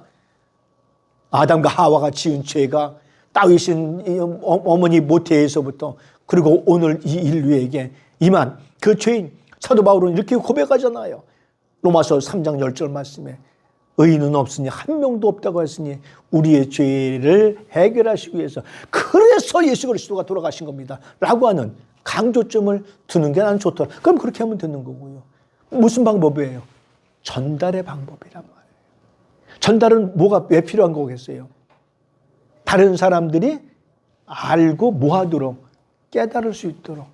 그래서 설교가 힘든 이유 중에 하나가 뭐냐면 교회는 불특정 다수의 사람들이 온단 말이죠. 그러니까 지게 뻗팅겨 놓고 영어로 A자도 모르는 사람도 오고 나타나 놓고 우리나라 기억자도 모르시는 분들이 온단 말이에요. 근데 그분들이 와서 귀는 열려 있잖아요. 다 우리나라 사람들 다들 열려 있잖아요. 물론 종종 수화를 해야 되는 것도 있고 그러면서 이런 것도 있고 하지만 그런 사람들 이외에는 전부 다 이제 귀는 들을 수 있잖아요. 그러면 불특정 다수의 사람들이 듣고 그 목사님 뭔지 모르게 그 말씀 들어보니까 마음이 좀 시원하긴 하네. 고개가 끄덕끄덕할 수 있도록 그렇게 해 주어야 된다. 그래서 설교 시간에는 헬라어, 영어 잘 되지도 않는 거 그거 쓰는 게 아니에요. 안 쓰는 거예요. 쓰지 마요. 순수한 한국말만 가지고 쓰는 거예요. 순수한 한국말을 써도 어려운 말이 나오면 그걸 좀 해석해 주시면 좋고요. 성도들은 경륜, 섭리 이런 거 잘 모르잖아요. 그러면 그런 거 설교 나왔을 때는 하나님의 경륜 속에 우리를 인도하셨습니다. 경륜이라고 하는 것은 하나님의 큰 기대를 가지고 우리에게 계획하신 것을 의미해 주고 있습니다. 그러므로 하나님께서 이렇게 회복하실 수 있도록 예수 그리스도를 우리를 위하여 보내주신 겁니다. 그러면 아멘이 나오잖아요. 그럼 경륜이 뭔지도 해석이 됐고 그런 전달 방법들. 그 무엇보다 설교는 더 중요한 게 뭐냐면 준비예요. 그 내용이에요. 내용이 뭐냐 이거죠.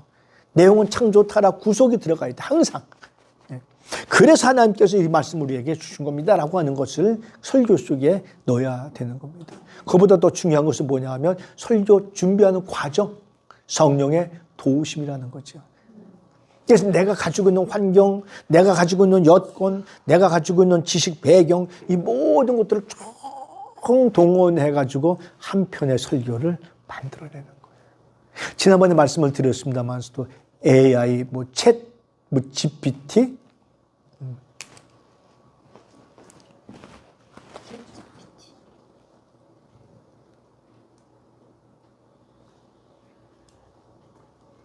요거거든요. 사랑 설교 하나 해줘 그래 볼게요. 몇 초에 걸리나?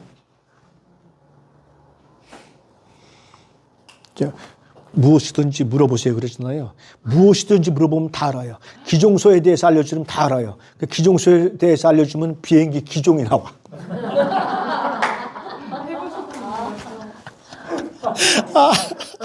이 기종은 어떻고 이 기종은 어떻고 그게 나와요. 나 배꼽 잡아 진짜. 자, 그죠? 무엇을 도와드릴까요? 제가 이제 쓸 거예요. 무엇이든 부탁하세요. 그러면 사랑 설교 하나 합시다. 사랑 설교 부탁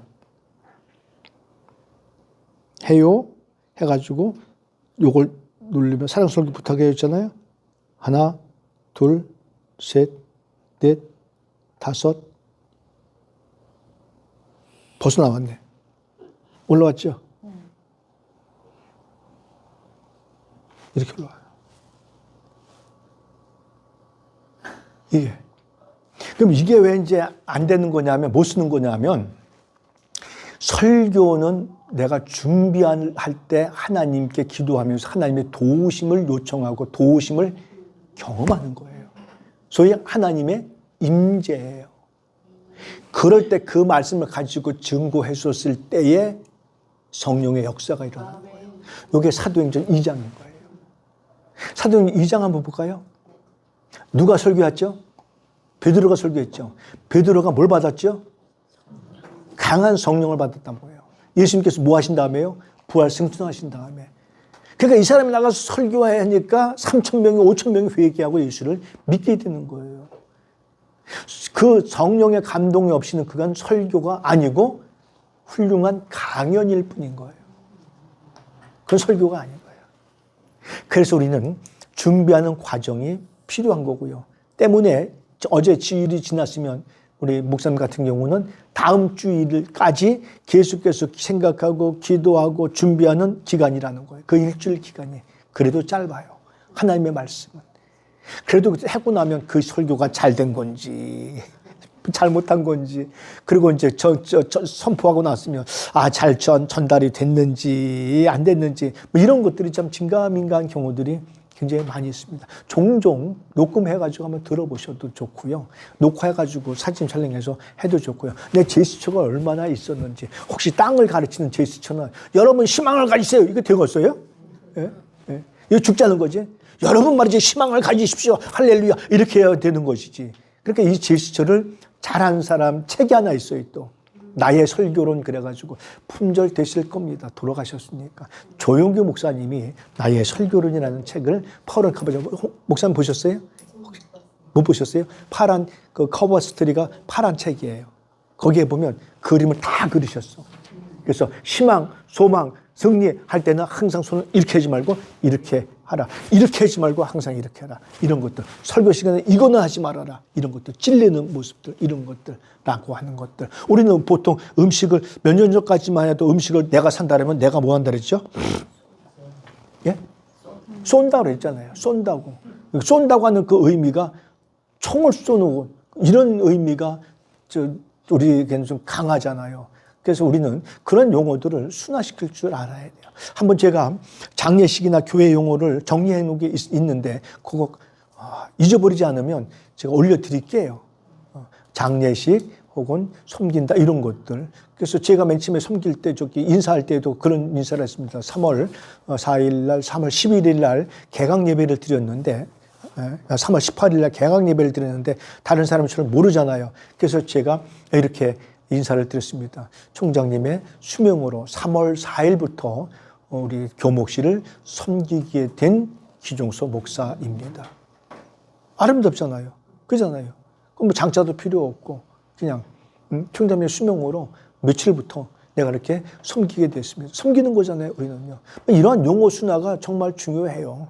그러니까 우리가 어떠한 공부도 그렇고 제자 훈련도 그렇고 어떤 성경 공부도 그렇고 모든 것들이 전달 과정에서 이런 것들이 좀 필요한 거예요. 그 예수님께서는 그 교수 방법을 철저하게 잘 해 주셨습니다. 그리고 이제 치유라고 하는 거 아까 말씀드린 대로 우리가 요즘에 뭐 치유 사역자라 가지고 굉장히 유행하는데 대부분 그 사람들을 보면 영혼의 치료가 아니라 육신의 치료 이런 것들을 설명을 이 사역을 한다고 그랬는데 그래서 그거는 바람직하지는 않아요. 왜냐하면 그게 영구적이지 않거든요. 순간적으로 그럴 수 있어요. 막 소리 지르면서 막 찌릿찌릿하고 그런 건 있을 수 있는데 영구적으로 치유가 되는 건 아니고요. 또 영구적으로 치료가 되면 뭐예요? 인간은 어차피 나이가 먹으면 여기도 아프고 저기도 아프고 왠지 모르게 하루 종일 서서 있으니까 무릎도 아파지고 발목도 아파지고 허리도 아프고 저도 그러더라고요. 전원대 가면 허리가 아파요. 그래서 찜질팩 대고 있어야 되고요. 나이가 먹었구나. 그럼 쉽게 받아들이면 되는 거예요. 홍성현 교수님 3시간씩 서 있으면 그러시죠? 네. 아직은 안 그래요? 죄송합니다. 3시간 서 있으면요. 허리도 아프고 다리도 아프고 더군다나 저 같은 경우는 허리에 이제 농이 있어가지고 주기적으로 좀 이렇게 물리치료도 좀 받고 그러거든요. 잠을 너무 많이 자도 여기가 아프고 막 그런 상황인데 나이가 먹었구나. 받아들이면 돼요. 받아들일 때 감사하고 행복하고 기쁨이 있는 거죠. 그리고 이제 제자들에게 사역을 감당할 수 있는 능력을 위임하셨어요. 그래서 누가복음 16장에 보면 뭐라고 말씀해 주고 있어요?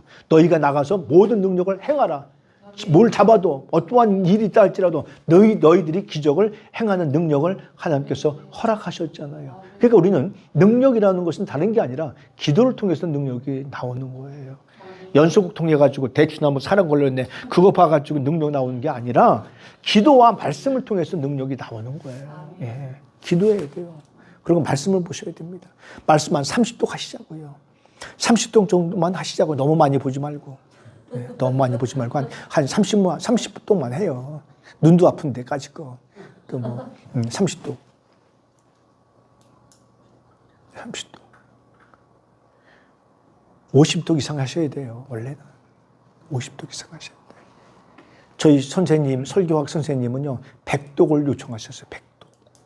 당신이 100독을 하셨대. 그러면서도 하시는 말씀이 그래도 어디가 어디 있는지 몰라. 그렇게 말씀하세요. 몰라요. 그렇게 광범위해. 그러니까 성경을 읽지 않고 누리지 않고 어떻게 우리가 하나님의 은혜를 달라고 그러고 능력을 달라고 하겠어요. 하나님의 말씀은 꿀보다 꿀송이보다 노래는 잘해. 꿀보다 꿀송이보다 더욱 단 것은 하나님의 말씀. 그러면서 주일학교 때 불렀던 그러한 경험이 참 많이 있습니다만서도 꿀보다 꿀송이보다 다른 게 성경이라고 시편 기자는 그렇게 이야기를 해요. 아까 우리 동생 아이 환경여건 지금 세파에 살다 보니까 저기 한다고 말씀을 드렸었는데 지금도 신앙이 좋아요. 이 아이는요 초등학교 때 성경 읽고 가다가 우리 집에서 초등학교를 가려면 한 40분 걸려요. 그리고 거의 다 가면은 개울이 하나 있어요. 서해바다 개울이 거기까지 와가지고 개울이 하나 생겼어요. 근데 그 다리가 꽤 넓은데도 그거 들고 읽고 가다가 거기 빠져가지고 학교 못 가고 집으로 돌아온 날이 있었어요. 여기까지 다 빠져가지고 어머니가 놀라셔가지고 이게 무슨 일이야 그랬더니 그런 얘기를 하는 거예요. 왜요? 그 말씀 속에 빠져들어가면 나도 모르게 심령의 치료가 되고 기쁨이 생기고요. 눈을 뗄 수가 없는 게 하나님의 말씀인 거예요. 한번 가만히 보세요. 우리가 그 말씀 속에 빠져들어가지 못했기 때문에 그렇지 말씀 속에 빠져들어가면요. 너무너무 행복해요. 그리고 말씀을 읽는 순간 모든 것 스스럼 없이 해결되기도 하고요. 은혜가 되기도 하고요. 하나님이 포용하는, 감싸주시는 그런 느낌을 누리기도 하는 그게 하나님의 말씀인 거예요. 하나님의 말씀을 하여간 최소한 지금은 이제 시간이 많이 갔으니까 한 30도만 하시자고요. 그렇죠? 사모님? 30도. 30도. 그죠? 그 다음에 이제 사건에 직접 참여하도록 하시는 거예요. 요한복음 6장 1절로 14절 말씀에 보면 베세다 들녘에서 예수님께서 말씀을 증거하실 때 해가 뉘엿뉘엿 넘어가잖아요. 그때 누구 보고 참여하라고 그러셨죠? 빌신데 빌립에게 말씀하시죠. 야, 네가 좀 먹을 것 좀 주어라라고 이야기를 하시잖아요. 그랬더니 이 친구가 돈 타령을 하는 거예요. 믿음이 있어야 되는데. 그렇죠. 내가 돈이 없으면 누구 돈이라도 가져와야 되죠. 남의 주머니에 있는 거라도 가져와야 되는 거예요. 그거 아니면 다른 사람이라도 대체를 해야 되는 거예요. 그때 빌립이 선생님 이 많은 사람을 만들다 먹이려면 200데나리온 있어야 되는데요. 그런 거예요. 그때 그 옆에 있던 안드레 제자가 선생님 이 어린아이가 가져온 도시락 하나 있습니다. 그러니까 나는 없지만 나는 능력도 없고 가진 것도 없고 권력도 없고 힘도 없지만 다른 사람이 가지고 있는 그 은사를 발견한 거예요. 그래서 그거를 예수님에게 소개해 준 거예요. 예수님에게 데리고 오잖아요. 그러니까 그 예수님의 손에 붙잡힌 바 되니까 그걸로 끝나는 거예요. 우리는요, 예수님의 손에 붙잡히지 않았기 때문에 능력을 행하지 못하는 것이지, 하나님의 손에만 붙잡히면요, 우리는 능력을 행할 수 있는 겁니다. 그게 보리떡 5개와 물고기 2마리인 거예요. 예수님이 그걸 붙잡고 하늘을 우러러 축사하신 이후에 제자들에게 나누어 줘라. 뭘로? 그룹으로 앉혀가지고. 그랬더니 얼라 이상한 거예요. 나누어 주는데도 주는 순간 점점 불어나가지고 거기에 모인 모든 사람들이 배부르게 배 터지게 먹고도 12광주리에 남았더라. 이렇게 말씀을 하고 있는 것이죠. 사건에 직접 참여하게 해요. 그래가지고 전도 후에 토의하는 거예요. 어떻게 됐건 상황이 어떻더냐라고 하는 겁니다. 저 같은 경우는 사람들을 만날 때, 전도할 때 그냥 하지 마시고 전도 카드를 만들어가지고 누구 이름을 만들어서 예를 들어서 기종서 그러면 1차, 2차, 3차까지는 만나요. 기획을 했으면. 왜냐하면 예수님께서도 그랬거든요. 나무를 옮겨놨으면 몇 차례 좀 걸음을 주라고요. 3-3번 주라고 그랬거든요. 오래 안 열렸다고 잘라버리지 말고 3번 주라고 이야기를 했거든요. 그리고 이제 비고를 하나 만들어요. 갔더니 반응이 좋아요. 교회에서 나왔습니다 그랬더니 인사도 반갑게 하고 반응이 좋아요. 다음에 한번 교회 좀 나오십시오 그랬더니 네, 한번 제가 둘러보겠습니다. 방문하겠습니다. 라고 이야기를 했다라고 치는 거예요. 그럼 반응이 좋잖아요. 그때 기종소 또 완전히 있어요. 그랬더니 이 사람은 갔더니 시답지 않아. 말은 하는데 저 지금 이사 와가지고 정신이 없으니까 다음에 봅시다. 이렇게 되는 거예요. 그러면 그 사람은 세문 거예요. 그때 기종소 2가 있어요. 이 사람은 또 이웃교회에서 좀 입주 환영하고 축하하기 위해서 왔습니다 했더니 나는 싫어요. 그러는 거예요. 나는 불교 다녀요. 나는 가톨릭 다녀요. 그럼 그런 사람들은 시간 낭비하지 말자는 거거든요. 그잖아요. 낭비잖아요. 그러니까 이 사람하고 이 사람은 집중적으로 또 가는 거예요. 일주일 후에 또 가. 그랬더니 이 사람이 아직까지 제가 마음을 결정하지 못했어요. 그러면 뭐 나름대로 내가 표시를 해 놓는 거예요. 반응이 좋아졌네. 이 사람도 역시 마찬가지로 그래요. 제가 이사 오긴 왔는데 지금 유튜브를 통해서 주변에 어느 교회가 좋은 교회인지 찾고 있습니다. 그러면 이제 저렇게 해 놓는 거예요. 그 다음에 또 이제 가서 이제 직접 그 사람 속에 들어갈 수 있도록 노력을 해 줘야 되는 거예요. 요즘에 이제 주택문들이 전부 다 이제 이런 방화문이잖아요.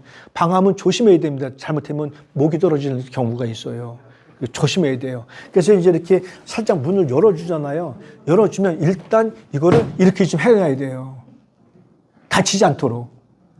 난 싫어요. 그래가지고 닫아버리잖아요. 그러니까 여기서 이제 여기가 바뀌고 보통 여기가 아니잖아요.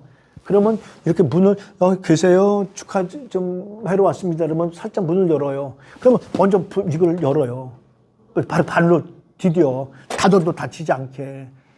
그래야 다치지 않습니다. 이거 안 하고 목만 들어갔다가 괜히 확 닫으면 큰일 나잖아요. 그리고 이제 첫 마디가 가장 좋은 게 이거더라고요. 제가 말을 하면서 다니니까 좀 목이 좀 마릅니다. 지금 물 좀 한 잔 줄 수 있으세요? 아니면 얻어 먹을 수 있어요? 뭐 그러면서 이제 말을 트는 거죠.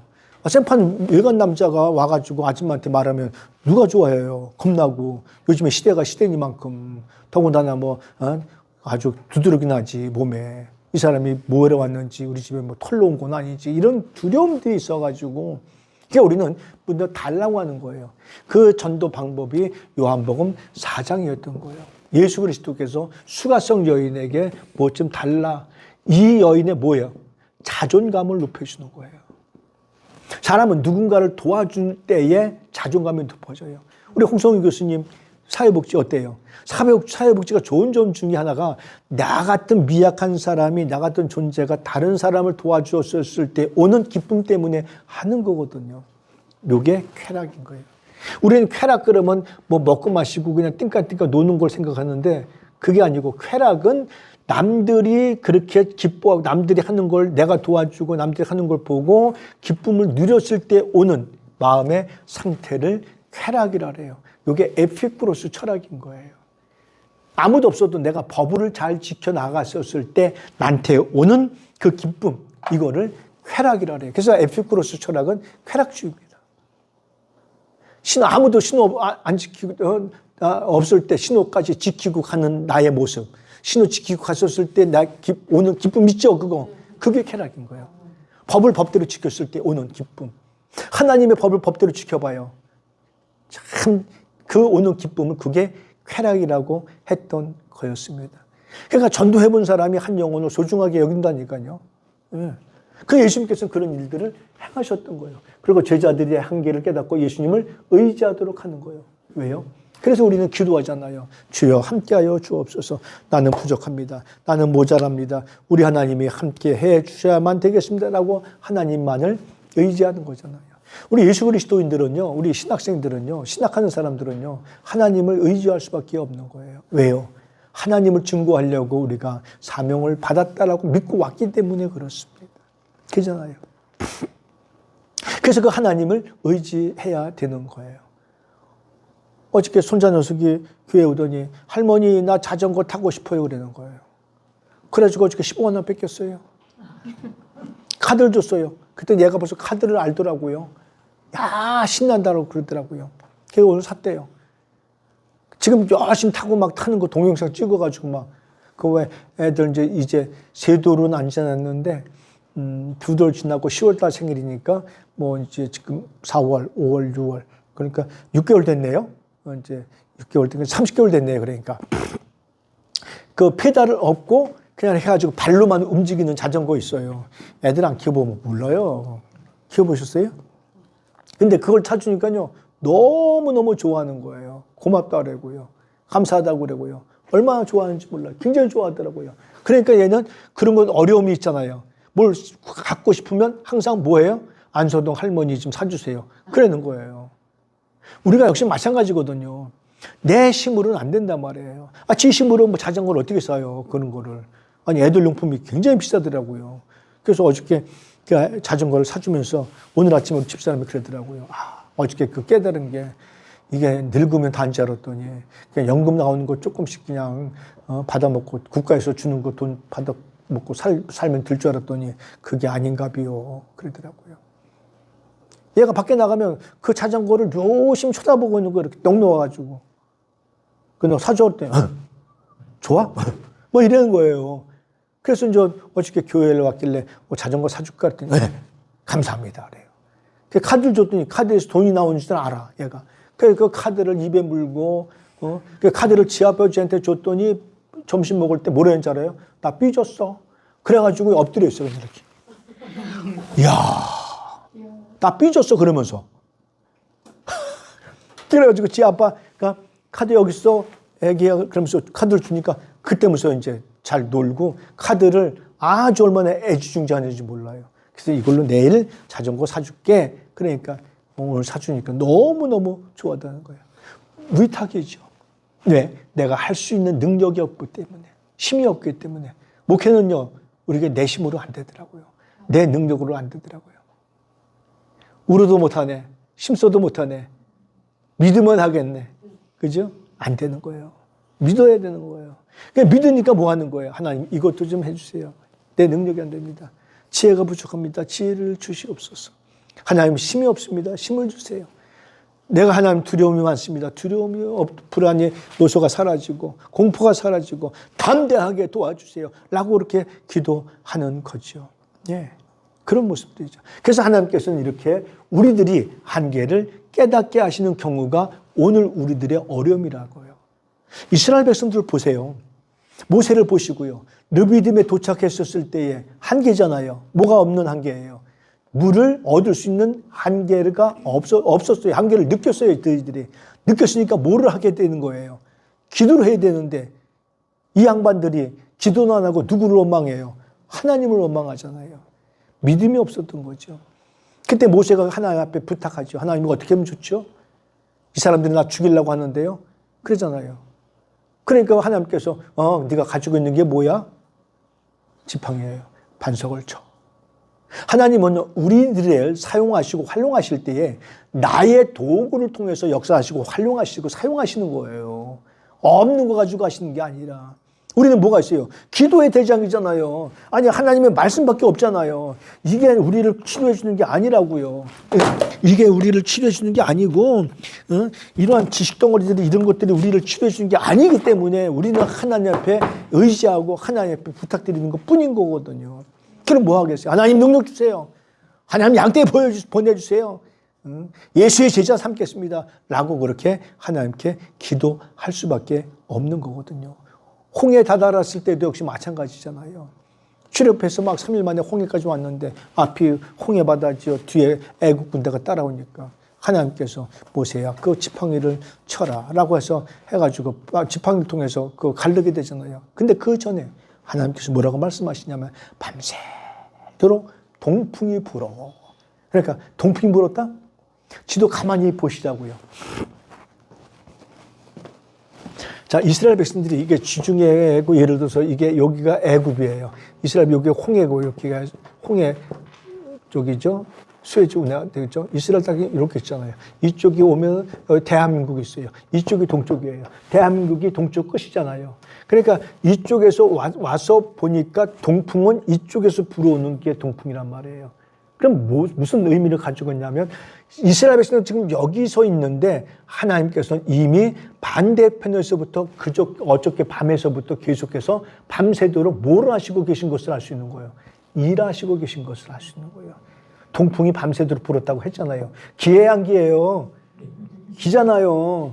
그러니까 지금도 하나님은 우리를 위해서 나는 모르지만 저 건너편에서 이미 일을 하시고 계신 분이 하나님이라고 하는 거예요. 그러니까 이런 것들 알면, 이런 것들 따지고, 이런 것들 확신 가지면 두려울 것도 없고 무서울 것도 없고 그저 담대하게 우리가 나아갈 수밖에 없습니다. 뭐 많이 하면 뭐예요? 우리가 뭐 지금 백지 상태인 거예요. 그죠? 많이 해봐야. 그래서 여기까지만 하겠습니다. 자, 기도하겠습니다. 하나님.